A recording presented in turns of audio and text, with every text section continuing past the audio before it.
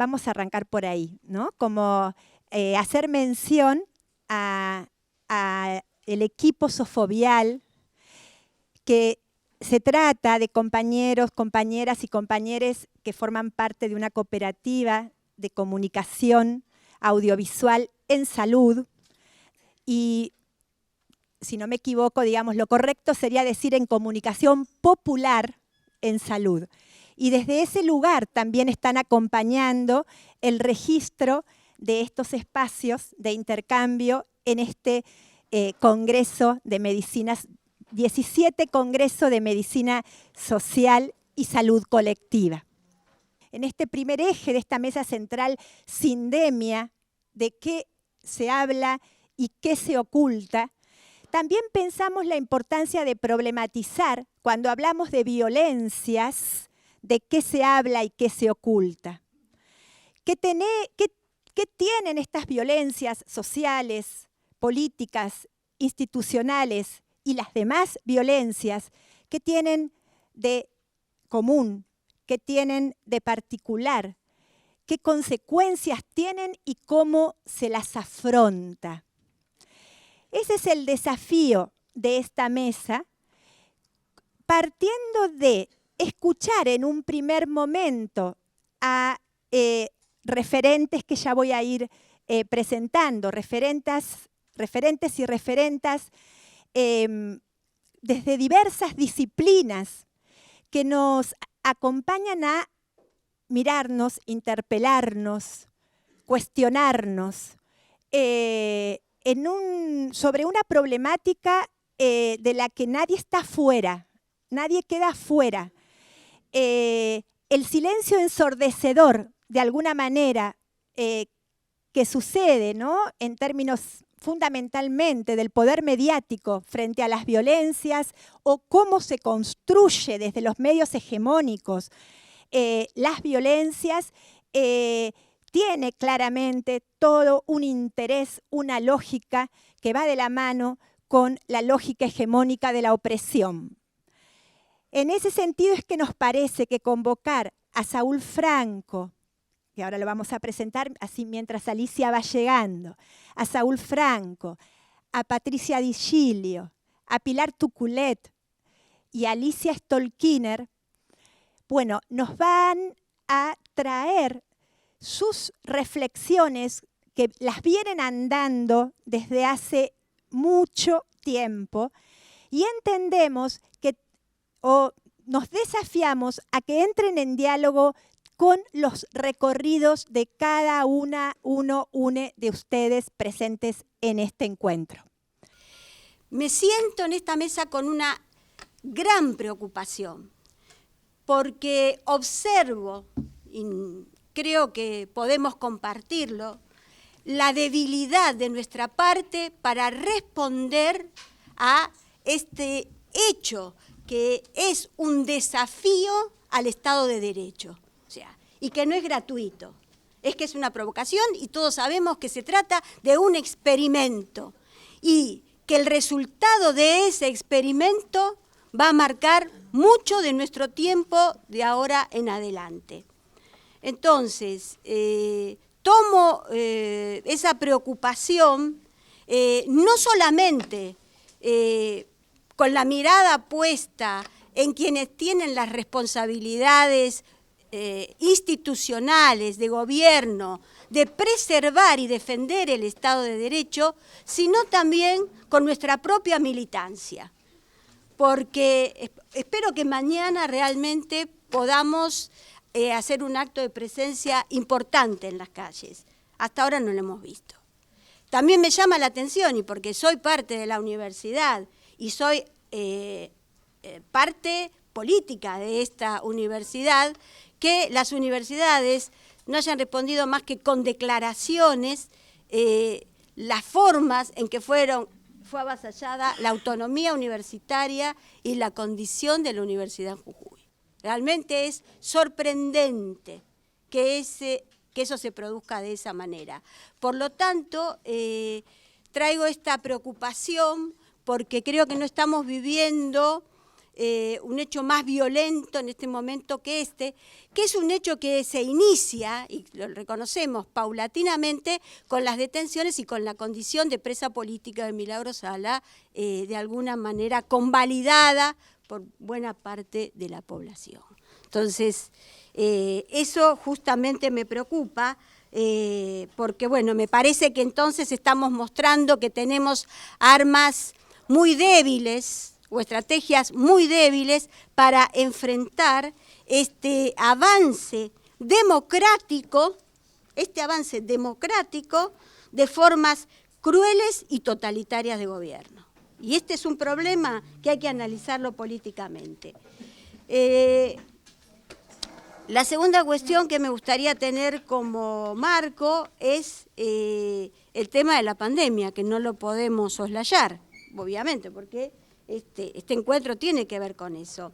Yo entiendo que existe un enorme apuro por dejar atrás la pandemia. Hay una necesidad de huir hacia adelante, no sabemos hacia qué adelante, pero de huir. Y me parece que esa es una actitud irresponsable y brutal. ¿Por qué brutal? Porque impone el olvido.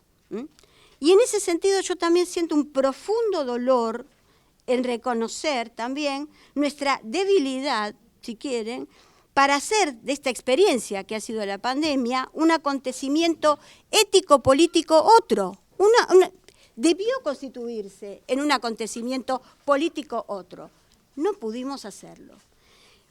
Y en esto también me interesaba señalar cómo se instaló también todo un discurso que nos venía a decir que la pandemia desnudaba lo despiadado, lo desigual de este mundo, que es nuestra responsabilidad, este mundo es nuestra responsabilidad.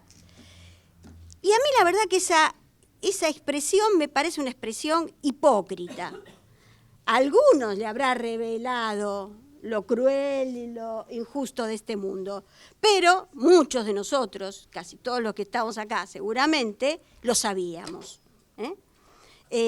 Nos abismamos en ese descalabro porque no logramos generar otras condiciones para el mundo.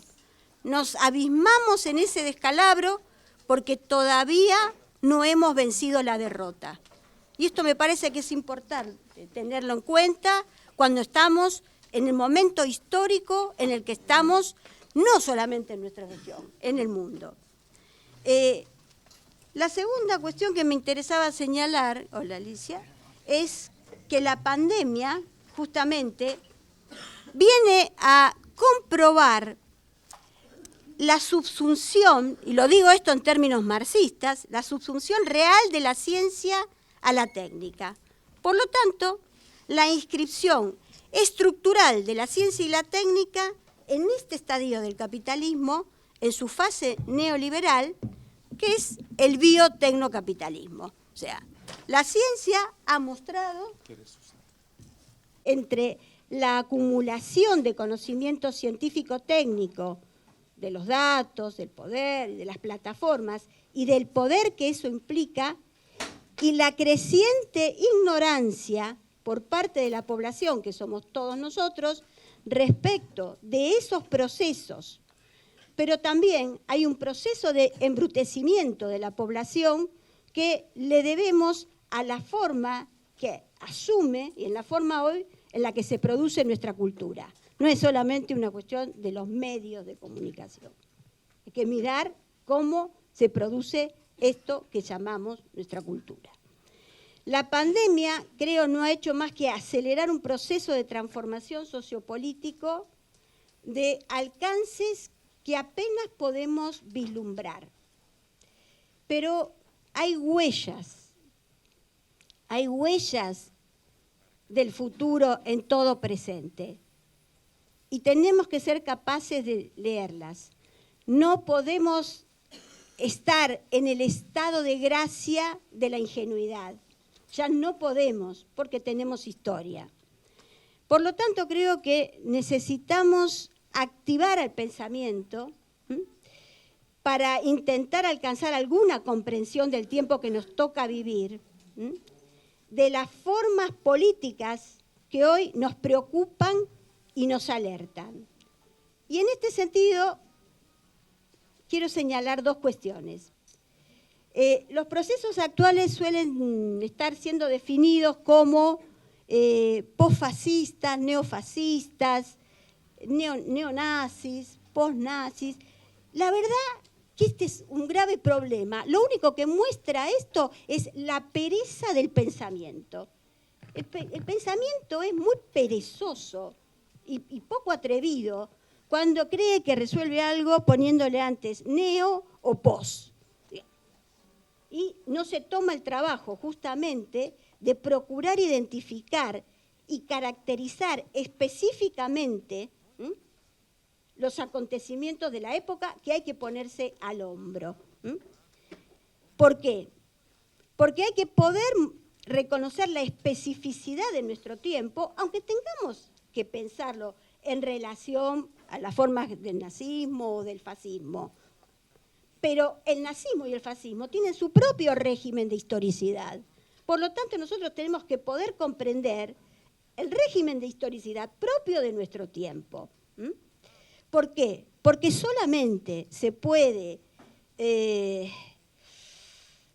accionar con lucidez cuando se logra una comprensión y una caracterización del tiempo en el que estamos inscriptos. Yo creo que hay una profunda transformación que justamente lo que pone en entredicho son nuestras categorías tradicionales de análisis e interpretación, de la derecha y de la extrema derecha, que son términos que ya no explican ni interpretan. Prefiero entonces pensar en este tiempo que nos toca vivir, del que somos parte, en términos de formas de totalitarismo. Básicamente porque los totalitarismos son posibles, y la historia lo muestra, bajo formas democráticas. Encuentran la manera. El pensamiento hegemónico es una forma de totalitarismo y tiene lugar en democracia, en formas democráticas. Me refiero al totalitarismo como esa forma de inhibición de la vida política. Una forma de inhibición de la vida política que no clausura la vida social. La vida social se produce, se realiza.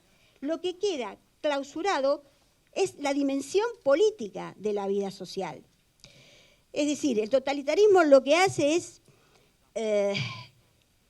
podríamos decir, cercenar el espacio público donde justamente nos producimos como sujetos políticos, iguales y a la vez distintos. Eso es justamente lo que cercena el totalitarismo. Es decir, esa posibilidad de habitar un espacio público es lo que tiene que ver con la división del cuerpo social y con el reconocimiento del pluralismo. El totalitarismo justamente cancela esa diversidad que supone proyectos políticos antagónicos y la lucha por el poder de la hegemonía de uno de esos proyectos. O sea, no hay ninguna novedad en el antagonismo político. El contrato social, justamente, como fundante del orden moderno, se sostiene en el reconocimiento del conflicto y de la política como la posibilidad de regular el conflicto para que no se convierta en lucha a muerte. Hobbes en adelante. No hay ninguna novedad en eso. Reconocemos justamente que la vida en sociedad, la sociedad, ontológicamente, una de sus dimensiones es el conflicto. Pero justamente lo que hace el totalitarismo es negar en nombre del consenso ese antagonismo y procurar entonces constituir una comunidad gobernable en términos de homogeneidad. Busca esa homogeneidad por todos los medios, la persuasión y el exterminio. O sea, hay una gama, pero va desde la persuasión al exterminio del otro. La amenaza entonces totalitaria de nuestro tiempo, yo la describiría como una suerte de reificación del mundo. Por eso entonces podríamos ya hacernos algunas preguntas, ¿no? Si el orden moderno, como ya dije, se construye, se ha constituido al modo del tratamiento y la regulación de esa dimensión ontológica que es el conflicto y la violencia que el conflicto conlleva, y cómo esto se plasma en distintas teorías, me pregunto, y creo que tenemos que preguntarnos, ¿cuál es la novedad de esta violencia que hoy nombramos? ¿Dónde está la novedad?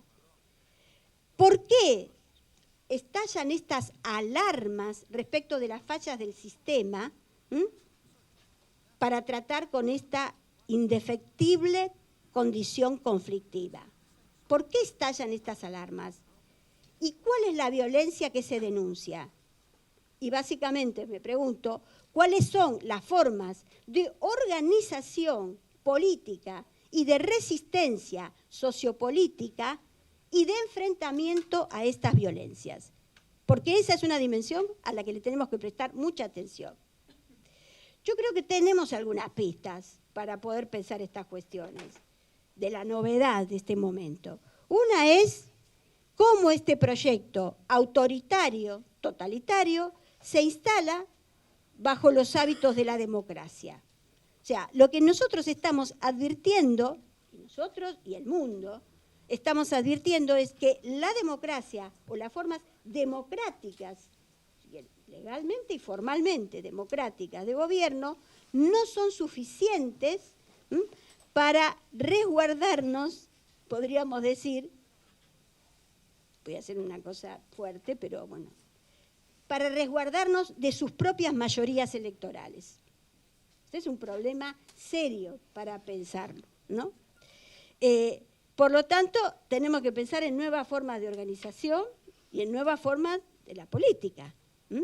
¿Por qué? Porque asistimos justamente a un momento en la historia, si quieren, sociopolítica, donde mediante sistemas y modos democráticos, si quieren, el más democrático, que es el voto es el momento de mayor igualdad en cualquier sociedad. Una persona, un voto. No hay un momento de mayor igualdad que ese. Digamos, decía entonces, esos votos que votan sistemas o representantes no democráticos. O sea, el método es democrático, pero el resultado de eso son gobiernos que no son democráticos. Y esto me parece que es un serio problema. Es una dimensión del problema, si quieren, de tipo sociopolítico. La otra cuestión, creo que a la que debemos abocarnos es a estudiar cómo se produce esa conversión de la subjetividad que se abre a la aventura totalitaria. ¿Cómo es posible? Y esa pregunta es central. Es la pregunta que se hace Hannah Arendt, justamente, de una manera muy sencilla, cuando se pregunta cómo es posible, estudiando el nazismo, que una sociedad que sostenida en el principio de no matar, pase al principio de matar, en nombre de la patria, en nombre de la raza, en nombre de la... ¿Qué pasa? ¿Cómo se produce esa conversión de la subjetividad? ¿Qué dispositivos se ponen en juego para que eso sea posible? Y para que ese tipo de régimen sea posible con consenso. No, ni el fascismo ni el nazismo se sostienen solamente o puramente en el terror. Tenemos que estudiar muy bien cómo se producen esos procesos. Y creo que la otra novedad que nos presenta este momento es que se produce una suerte de combinación entre lo que se llama, jurídicamente, ¿no?, estado de excepción y estado de derecho. Esa reunión entre el estado de excepción y el estado de derecho anuncia una nueva economía, un nuevo derecho, nuevas instituciones y un nuevo régimen jurídico. Es una combinación novedosa a la que hay que prestarle atención, cómo se perfila, ¿no? Por otra parte, creo que también asistimos justamente a un tipo de relación con el tiempo, tanto con el pasado y con el futuro, que puede darnos algunas pistas para pensar este momento que vivimos. ¿Por qué? Porque hay un proceso de ideologización del presente y de lo evidente. El presente y lo evidente cobran un significado y un sentido extraordinario frente a cualquier otro modo de explicación o de tratamiento de las cuestiones. Y este quizás es uno de los rasgos, yo no puedo decir más peligroso porque son tantos que, pero es un rasgo sumamente peligroso porque este modo de relación con el presente y con lo evidente, lo que busca justamente es suprimir la propia comprensión de nuestra condición histórica. Es una ideología que opera sobre el contenido y la forma de la historia, o sea, opera sobre ese contenido, lo transforma, lo modela y demás, pero al mismo tiempo vuelve obsoleta la historia para comprender el presente. Y además produce, no sé, como una suerte de procesos de amnesia colectiva, por los cuales olvidamos incluso hasta el pasado y las experiencias más recientes. Quedan como expropiadas y resignificadas. Al mismo tiempo, este proceso tiene que ver con una forma de pérdida de la imaginación. La imaginación es una facultad imprescindible para el pensamiento político. No hay posibilidad de pensamiento político si no hay imaginación, si no podemos imaginar que lo que es puede ser diferente. Y justamente este sistema está modelando un cercenamiento de la imaginación. ¿Por qué? Porque ha clausurado la posibilidad de pensar que lo que es puede ser diferente. O sea, más que nada buscamos adaptarnos a lo que es. Por supuesto que eso lleva al abandono del horizonte de una transformación profunda. Y voy a decir la palabra, de una transformación revolucionaria, una palabra abandonada, que hasta incluso causa pudor decir.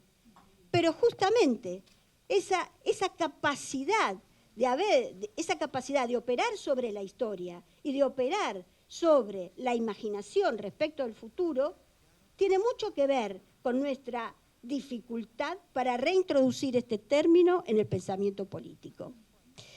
¿Y por qué? Bueno, porque una transformación profunda, revolucionaria, debe ser abandonada. ¿Por qué debe ser abandonada?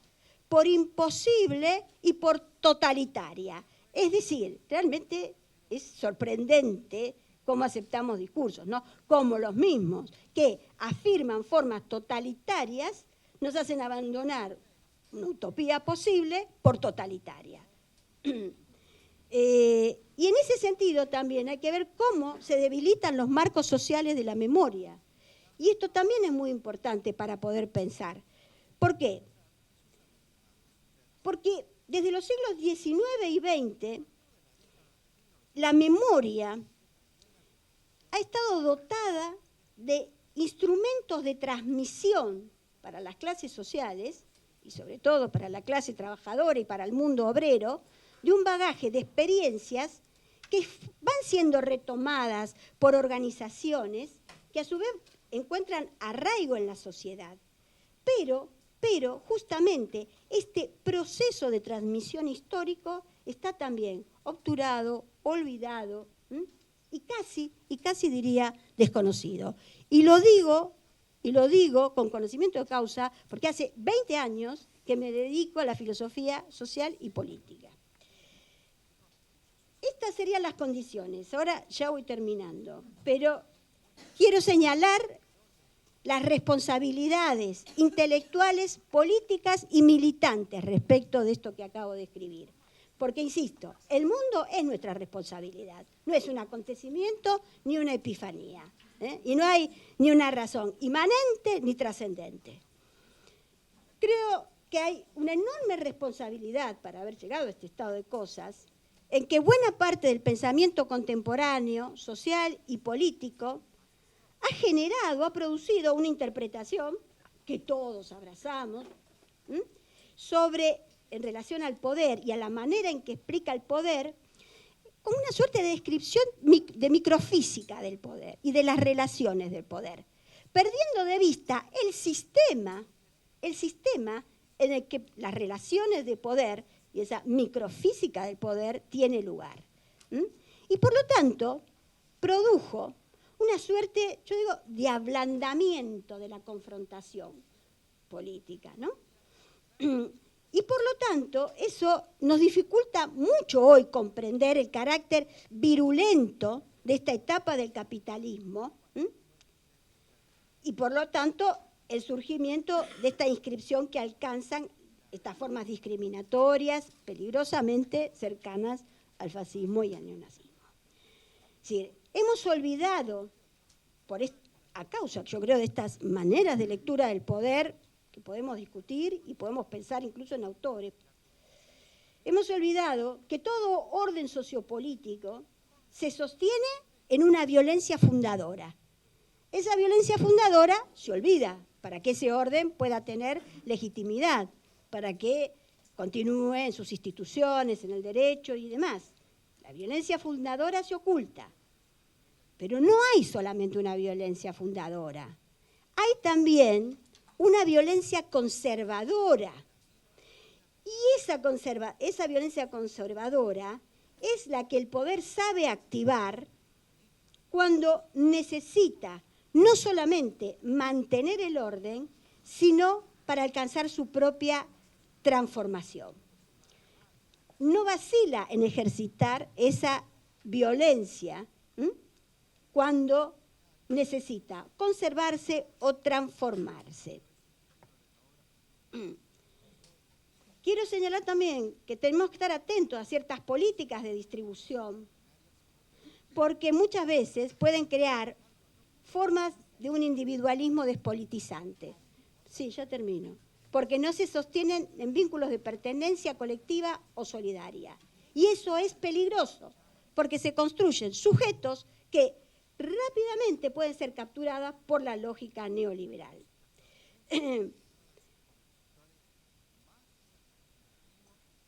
Nosotros asistimos hoy a un momento histórico que podemos nombrarlo como el momento, si quieren, de aniquilación, destrucción creativa. No me voy a detener en este concepto porque quien haya leído a Marx o a Schumpeter sabe, o si no podemos retomarlo.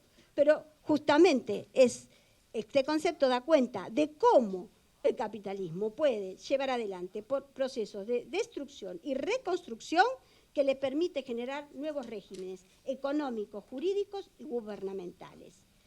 Y creo que en ese sentido tenemos un serio problema, porque necesitamos crear un horizonte nuevo de la política. Necesitamos restituir al sujeto político, a ese sujeto político que tenga expectativas respecto del futuro, y no solamente que espere la realización de acontecimientos que le pasan por el costado. El sujeto político es aquel de la praxis, es aquel que actúa en la historia y que le da forma a la historia. Y reconstruir a ese sujeto político, restituir la forma de ese sujeto político, que ha sufrido una de las mayores violencias de este tiempo, que es haber sido sustituido por el votante. Es terrible, y de eso hay que hacerse cargo como miembros de organizaciones, de partidos políticos y demás. Hemos sacado al sujeto político y lo hemos transformado en el votante. En el votante que hay que proponerle, digamos, algunas posibilidades para que vote. Entonces, habilitar ese sujeto de la praxis política no sé si es una mala o una buena noticia, pero hay que decirlo, implica abrir un espacio de confrontación, no es un espacio de armonía. Hay que asumir que es necesario justamente rehabilitar a ese sujeto político, construir poder popular y llevar adelante acciones para de verdad disputar acciones que den forma a una nueva habitabilidad del mundo. Y quiero terminar entonces, entre todas las preguntas que nos hacemos, con una que recogí, que siempre me acompaña, de un autor, que es Andrés Rivera. Y es una pregunta que Rivera pone en esa lengua herida de Castelli, en La revolución es un sueño eterno. Ahí se pregunta, entre todas las preguntas sin responder, una será respondida. ¿Qué revolución compensará las penas de los hombres?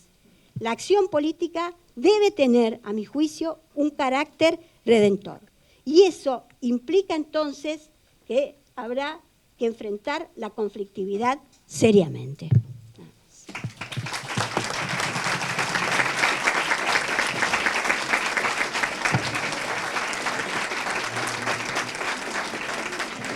Cuando tú hablabas de la imaginación política, seguramente tú conoces también un libro muy interesante de Jean-Paul Lederac que se llama La imaginación moral y que yo creo que consolida, que redondea esto de la importancia de la imaginación y de no dejarnos castrar la posibilidad de pensar. Y el otro punto que apenas insinuaste y que con esto de la violencia es esencial que trabajemos es el tema de la memoria. Un pueblo sin memoria no es pueblo de ninguna clase, nos enseñó un profesor en la Universidad Nacional de Colombia, y yo creo que tenemos que reivindicar permanentemente la necesidad de la memoria, y podríamos decir también el derecho a la memoria, porque es que sin memoria todos los horrores quedarían cancelados, sin memoria desaparecerían ya definitivamente tantos luchadores y tantas víctimas de tantas guerras y violencia. Necesitamos, entre otras cosas, para eso, cultivar y reivindicar la memoria. Y entro entonces a los tres temas que quiero tratar en estos minutos. Voy a dedicar una primera parte a algunas reflexiones sobre la violencia. El segundo punto, algunas síntesis sobre el caso colombiano como un caso de lo que podríamos llamar un ejemplo negativo de prácticamente todas las formas de violencia, sobre todo a partir del trabajo que hicimos en la Comisión de la Verdad.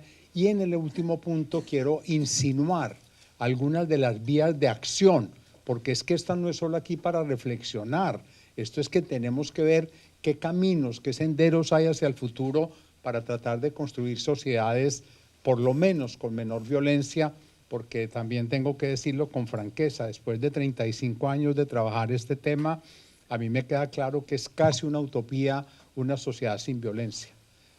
Pero es muy necesario trabajar por los mínimos de violencia y ojalá por la superación de la violencia.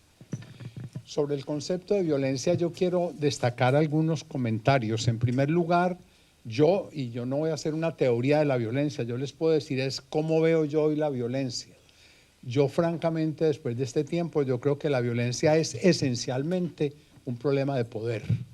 La violencia es una estrategia de poder, es una forma de tratar de o conservar el poder o destruir el poder o construir un nuevo poder. Y esto no solamente en los territorios del macropoder político, sino en los territorios de los micropoderes de la familia, de la escuela, del trabajo, de la política, de la economía. Pero en el fondo la violencia es una de las formas mediante las cuales se pretende hacer eso. Una de las formas porque no es la única, pero en el fondo la violencia, quiero decir, está esencialmente relacionada con la lucha por el poder desde las microsociedades hasta el macropoder mundial y en distintas dimensiones, porque está la dimensión económica y muchas razones al tratar de entender los intríngulis más profundos de las violencias, uno se encuentra con esta realidad de la lucha por el poder económico. el poder de la tierra, el poder del subsuelo, el poder del territorio, etcétera. De la cuestión del poder del Estado y de controlar el Estado y los recursos del Estado. Entonces, en síntesis, les quiero insinuar esta primera reflexión de tratar de acercarnos a la violencia como un intento, una fuerza, un juego de los poderes en los distintos niveles, y digo niveles tanto regionales, territoriales, nacionales, mundiales, como en los distintos campos de la vida en sociedad. Es una de las formas, pero no es la única forma, y es una forma que sustituye las otras formas de constitución del poder, porque también se construye el poder mediante el consenso, mediante la vía electoral, y hay distintas estrategias. La violencia se ha configurado como una de ellas. Tenemos que destacar también la violencia como una forma de interacción humana. Me parece que esta dimensión también es importante. Yo no quiero entrar ahora a la discusión de si los animales hacen o no violencia o son o no violentos. Yo quiero señalar que la violencia, por lo menos de la que hablemos aquí, sea la violencia en las interacciones humanas, tanto en la interacción interpersonal como en las relaciones entre los distintos colectivos y a nivel nacional, internacional y a nivel global. O sea, la violencia es un mecanismo de interacción, un intento de resolución de la conflictividad esencial, congénita de toda sociedad, porque es que la violencia no es la superación de los conflictos, la violencia es un intento de resolver por la vía de la fuerza el conflicto. Y aquí toco otro punto que es fundamental en la violencia. La violencia es esencialmente una relación de fuerza. Cuando hablamos de fuerza no es solamente la fuerza física, el golpe, el disparo, el cohete que cae, o ahora con drones, etcétera. También la violencia psicológica, la violencia emocional, que tiene también un poder destructivo y un poder también de tratar de implementar, de construir, de consolidar un determinado orden, insisto, a todos los niveles: orden familiar, orden social, orden político, orden económico. Y como interacción humana, entonces también tenemos que entender que la violencia es aprendida. No hay una violencia, por lo menos no está comprobado, y creo que no es correcto esperar un determinismo genético, como muy bien lo señaló ayer Víctor Penchazadeh en su presentación. No estamos, y creo yo que sería falso pretender esperar el descubrimiento del gen de la violencia para tratar de explicar todo.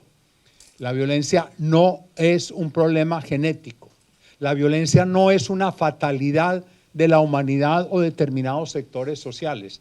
La violencia, como lo hemos dicho, es una forma de interacción socialmente aprendida, socialmente vivida y socialmente ejercida en los distintos escenarios. Por lo tanto, tenemos que instaurar y reconocer, y ahí empato con una de las categorías que usó también Patricia, la historicidad de la violencia. La violencia, insisto, no es una casuística, no es una suma de hechos, no es una fatalidad ni de las personas ni de las sociedades. La violencia tiene una realidad, unas raíces, un acontecer eminentemente histórico. Como el tema de este panel lo señalaron, violencias, ¿cómo es que le dijeron? Institucionales, sociales y políticas, quiero hacer alguna reflexión sobre los distintos tipos de violencia. Obviamente, ese macro carácter, digamos, de la violencia como ejercicio del poder, como interacción humana, como intento de resolver conflictos, etcétera, etcétera, eso tiene muchas modalidades. Y uno diría, hay muchísimas formas de hacer tipologías de violencia. Uno las puede hacer, por ejemplo, en función del carácter de las víctimas de la violencia. Entonces se habla de la violencia contra los niños, niñas, adolescentes. La violencia de género, ligada fundamentalmente a las realidades de género, para no me extiendo en esto. O la violencia contra los pueblos étnicos, por ejemplo. O sea, según qué tipo de población es la principal víctima de una determinada ciclo o momento de violencia, eso da para una tipología de violencia. Otro, como la violencia es esencialmente teleológica, o sea, la violencia tiene finalidad, Como hemos dicho, la violencia ni es fatalidad, ¿no? Ni es hereditaria absolutamente. Entonces, siempre la violencia tiene una dirección. Eso que decíamos de construcción, reconstrucción o destrucción de poderes, etcétera. Entonces, se puede hablar de violencia política. ¿Cuándo se habla de violencia política? Cuando aquello que está detrás de ese proyecto, de esa forma de reacción, está relacionado con los problemas del Estado, con el control, el dominio del Estado y sus recursos, pero no solo con el problema del Estado, es con la implementación de un determinado orden ideológico, que es también muy importante. Y ahí hay que hacer también un paréntesis. Hay un componente muy importante de los estados en la creación y sustentación de la violencia. Hay violencia de Estado y eso es muy importante y yo creo que sobre eso debemos avanzar en nuestra relación, en nuestra reflexión. Obviamente, cuando la finalidad es predominantemente económica, eso da para hacer otra tipología. Como hay tantas formas, por ejemplo, con la expropiación y el desalojo de tierras de campesinos o de indígenas. Es una forma de violencia con una finalidad política, económica, pero que también tiene un trasfondo cultural grande. Así podríamos seguir tipificando, no me extiendo. En función también de cuáles son las principales, digamos, dimensiones humanas implicadas, esto da para otra tipología de violencia y por eso podemos hablar de violencia de género, de violencia psicológica, de violencia física, de todas estas formas en función justamente de cuáles sean estas dimensiones humanas esencialmente tratadas en determinada forma de violencia. También en función de los distintos escenarios donde acontece la violencia da para tipificarla y por eso se habla de violencia familiar, por ejemplo, por eso se habla de la violencia escolar, de la violencia en distintos, en el espacio laboral, etcétera. De manera que en función no del espacio físico, sino del espacio social en el cual acontece o al cual se dirige la violencia, facilita otra tipología. También muy frecuentemente, y en eso la epidemiología tradicional lo ha hecho mucho, en función de la intensidad y del efecto de la violencia. Entonces se habla de violencia letal, o de violencia grave, o de violencia moderada, o de violencia leve, etcétera. Y lo mismo, inclusive en esa misma línea, algunos ya en una forma mucho más empírica, clasifican la violencia en función de los instrumentos utilizados, violencia con armas de fuego, violencia tal y tal, en fin. Lo que les quiero decir con esto es, no hay una sola tipología de violencia y sería un error pretender ahora hacer una instauración de una, dada la naturaleza misma de la violencia. Y por eso entonces, cuando se hacen esas diferencias, como la que tiene el título de aquí hoy, de las violencias institucionales, sociales y políticas, ahí yo creo que hay una cierta incorrección. O incorrección no. Necesitamos abrirnos a la discusión de que esas violencias están muy, muy interrelacionadas. Yo les puedo decir, por ejemplo, toda violencia institucional es una violencia social, ¿o no? Porque se da justamente en ese universo, ¿no? Y los dos casos que más he enfatizado, la violencia familiar, por ejemplo, o la violencia laboral, la violencia contra los sindicatos, inclusive, etcétera.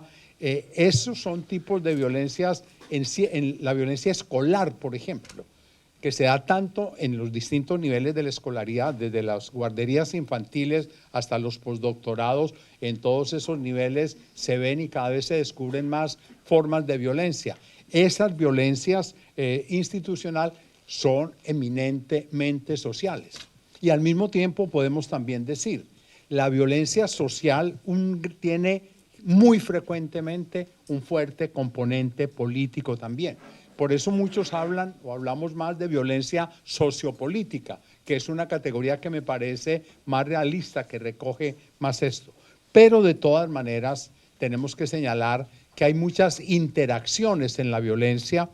Las fronteras entre unas formas y otras de violencia son supremamente porosas y por eso, en mi opinión, no vale mucho la pena la cuestión de desgastarnos en tipologías de violencia, sino más bien en tratar de entender las dinámicas de la violencia en determinados contextos. O sea, creo que no importa tanto la nomenclatura, sino el reconocimiento del acontecimiento y de su dinámica en distintas sociedades.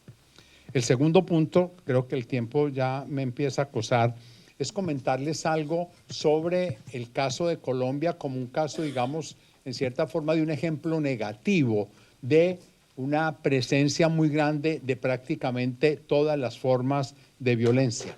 No es el único caso, para empezar, y en toda sociedad y en las sociedades contemporáneas, y ahí también Patricia nos llamaba la atención.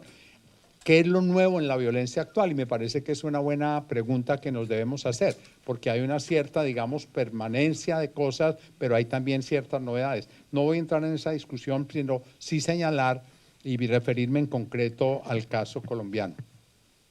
Miren, esta experiencia que me ha tocado vivir de casi 5 años, dedicado con un grupo, éramos 11 comisionados y un equipo grande de 600 personas, a tratar de sentir, porque la violencia hay que sentirla, hay que pensarla, hay que tratar de entenderla y, por lo tanto, tratar de abrir senderos a futuro para tratar de superar, insisto, por lo menos las intensidades o las formas más graves de violencia. Entonces, esta experiencia me ha permitido, digamos, como sentir y vivir muy de primera mano, directamente, esta realidad de casi 60 años en Colombia de una guerra degradada, de una guerra supremamente compleja, porque hay todos estos factores que les decía, económicos, políticos, religiosos, culturales, militares, se han implicado, y tratar no solamente, insisto, de mirar ese mapa, de entenderlo, sino de tratar de sacar propuestas hacia adelante. Pero también les quiero decir, cuando uno se acerca a las violencias, encuentra no solo los saldos rojos de la violencia, no solo las marcas imborrables que deja el terror, el horror en las personas, sino también el valor que tiene la gente y la sociedad para tratar de sobrellevar la gravedad de los saldos de la violencia y seguir adelante y reconstruir su vida e inclusive tratar de apostarle a la construcción de paz.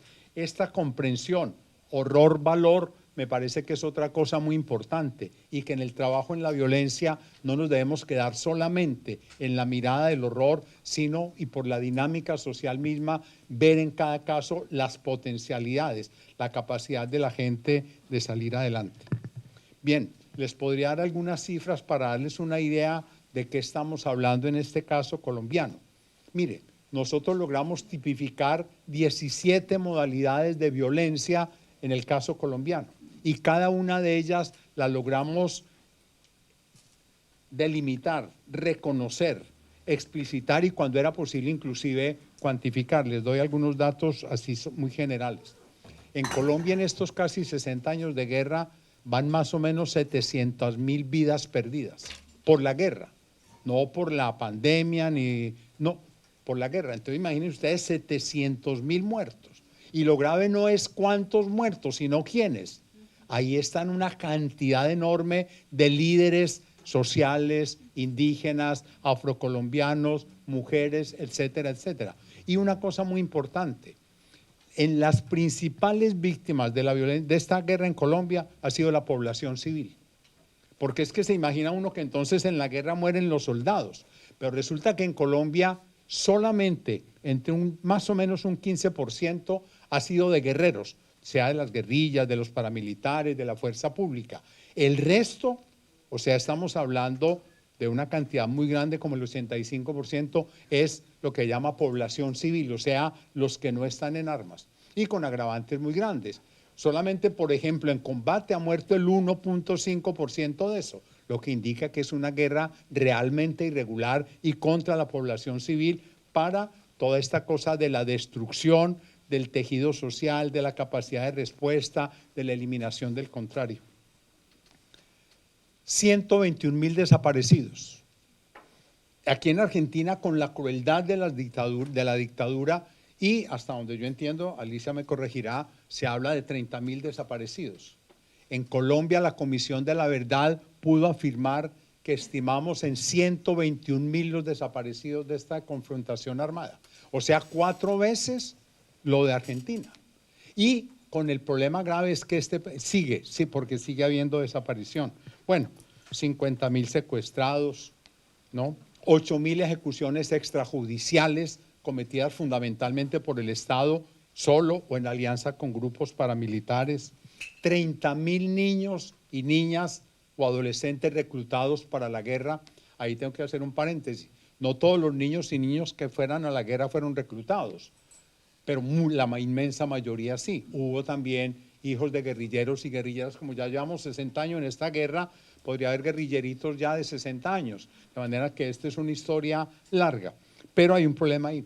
Y la degradación de la guerra no ha sido todo por la intensidad de estas cosas, y podríamos seguir con cifras pues en una cantidad de factores, pero únicamente insinuó esto para que ustedes tengan una idea. Y destacar también ya otras dimensiones de esto. Por ejemplo, miren, que para mí es como un indicador muy grande de degradación de la violencia. Cuando ya la violencia se convierte en placer. En una de las múltiples masacres que hubo en Colombia, y en Colombia van más de 4.000 masacres, o sea, asesinatos colectivos de gente indefensa, ¿no? Unos paramilitares hablaron del placer de matar. Óigame esto, el placer de matar, o sea, cuando ya la acción violenta se convierte en una forma de tener placer. O sea, yo digo que eso para mí es una de las expresiones grandes de la degradación de esta guerra. Bueno, tendría que hablar de los impactos enormes de esta guerra, de esta violencia en Colombia de estos 60 años. El informe final de la Comisión de la Verdad son 23 libros. Este es uno de ellos, se llama Sufrir la guerra y rehacer la vida. Impactos, afrontamientos y resistencias. Cada comisionado se responsabilizó, todos fuimos responsables de todo, perdón, pero a mí me correspondió la responsabilidad de, digamos, dirigir, orientar este volumen, Sufrir la guerra y rehacer la vida, donde hacemos eso que les conté antes, mirar de cerca la gravedad de esta guerra, los horrores de esta guerra, pero al mismo tiempo la capacidad de la gente para rehacer su vida. Y decirles para terminar este punto que tratamos de hacer un trabajo muy riguroso. Miren, nosotros escuchamos a más de 30.000 personas en todo el país, de todos los sectores, absolutamente de todos. Entrevistamos a los 5 expresidentes vivos y a los indígenas y a los campesinos y a las mujeres y a los niños y a los militares y a los guerrilleros y a los paramilitares y a los curas, en fin, realmente fue una escucha así, pero nos propusimos no afirmar nada de lo que no estuviéramos seguros o tuviéramos testimonios supremamente fehacientes. Un trabajo riguroso.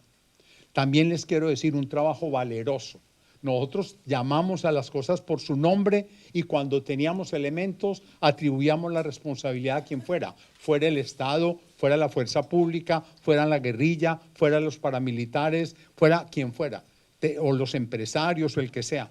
Un trabajo riguroso, un trabajo valeroso y también les quiero decir, un trabajo futuroso. Esta palabra no existe, me la inventé, pero es para decir que es un trabajo mirando al futuro y esto es muy importante. Si trabajamos en violencia, no podemos quedarnos dándole vueltas, sino que tenemos que trabajar pensando cómo seguir adelante, una fuerza de futuro. Y termino en los 2 minutos que me faltan comentando algo sobre algunas de las cosas en las que yo creo pues debemos trabajar para tratar de hacer frente a los distintos tipos de violencia en la sociedad actual. Terminando esta reflexión sobre la violencia colombiana, ya transmitiéndole la pregunta a cada uno y cada una de ustedes. ¿Cuál es la situación de violencia de su país? ¿Cuál es la situación actual de violencia, de las distintas violencias? La violencia sociopolítica, las distintas formas que dijimos, ¿cuál es la situación de violencia en su región, en su país, en su familia, en su institución? Hagámonos esa pregunta, porque si no, si nosotros no nos pellizcamos, si no nos cuestionamos, creo que nos quedamos cortos y tenemos la responsabilidad de reaccionar. Y ahí hago un paréntesis muy puntual. Si Alames ha tenido el valor hasta ahora de denunciar la violencia de las derechas, tiene también la responsabilidad de denunciar cuando hay problemas con la izquierda. Y les quiero decir, por ejemplo, desde antes de nacer Alames ya hablábamos y se le dio toda la solidaridad al movimiento sandinista en Nicaragua. quiero decir aquí hoy públicamente, creo que hoy se traicionó la revolución sandinista y lo que hay es un régimen contrario a ese proyecto. Y por lo tanto creo que Alames tiene que tener tiene la autoridad moral para pronunciarse y creo que debemos hacerlo. Nos tenemos que preguntar también, aquí lo digo en presencia de José, mi amigo, José León Uzcategui, el caso de Venezuela. Tenemos que preguntarnos también hasta dónde y cómo se está actuando y qué modalidades de estas de violencia están existiendo allá o incrementándose.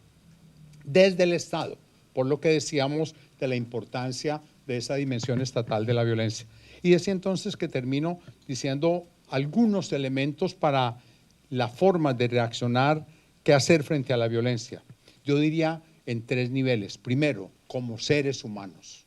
Yo creo que como seres humanos nosotros tenemos que colocar la igual dignidad de los seres humanos como el fundamento ético de las sociedades y por lo tanto, a partir de esa igual dignidad, trabajar, porque es que ahí, en esas discriminaciones de distinto tipo, está el núcleo, el germen de muchas de las violencias.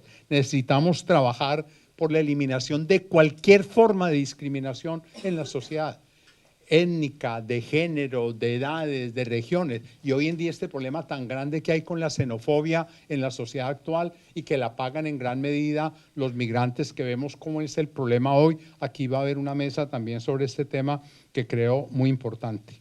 Y ligado a esto, como seres humanos, la cuestión del buen vivir, que es otro de los núcleos de este Congreso. Yo creo que el buen vivir es imposible en una sociedad violenta. Mejor dicho, el buen vivir supone la superación o el control máximo de la violencia. Y por lo tanto, si este Congreso quiere aliarse, quiere trabajar en esa línea del buen vivir, tenemos que plantearnos esta realidad de la necesidad de que el buen vivir presupone la suspensión o la eliminación de las distintas violencias.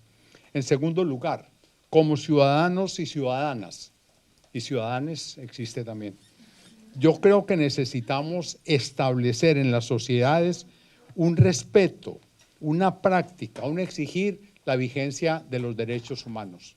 Yo creo que eso es una base fundamental para tratar de enfrentar estas situaciones de violencia. Y no solo de los derechos humanos, ya en casos de guerra, la cuestión del derecho internacional humanitario, de la misión médica, tenemos que trabajar en ese campo. Y aquí yo diría especial atención al problema de las violencias de Estado y de la guerra como la forma suprema de violencia, porque la guerra en cierta forma es el imperio de la violencia. Es cuando la violencia no es una forma de interacción, sino prácticamente la única forma de interacción. Y finalmente, como profesionales de las ciencias sociales o de la salud, o de las ciencias sociales y la salud, como es el caso de Alames, yo creo, insisto en la necesidad de sentir, pensar, investigar, enseñar las distintas formas de violencia. Porque la violencia es un tema en permanente construcción, esto no está acabado por la realidad y por las dimensiones que tiene y por su persistencia. Yo creo que necesitamos trabajar en eso, pero no quedarnos en el estudio. Necesitamos reconocer y denunciar y enfrentar las distintas violencias en cada uno de los ámbitos y que en Alames concretamente seamos capaces de persistir en el trabajo teórico, investigativo y práctico y pedagógico sobre la violencia, en mantener su tema dentro de la agenda de Alames y en comprometernos permanentemente en la lucha por la paz. Muchas gracias.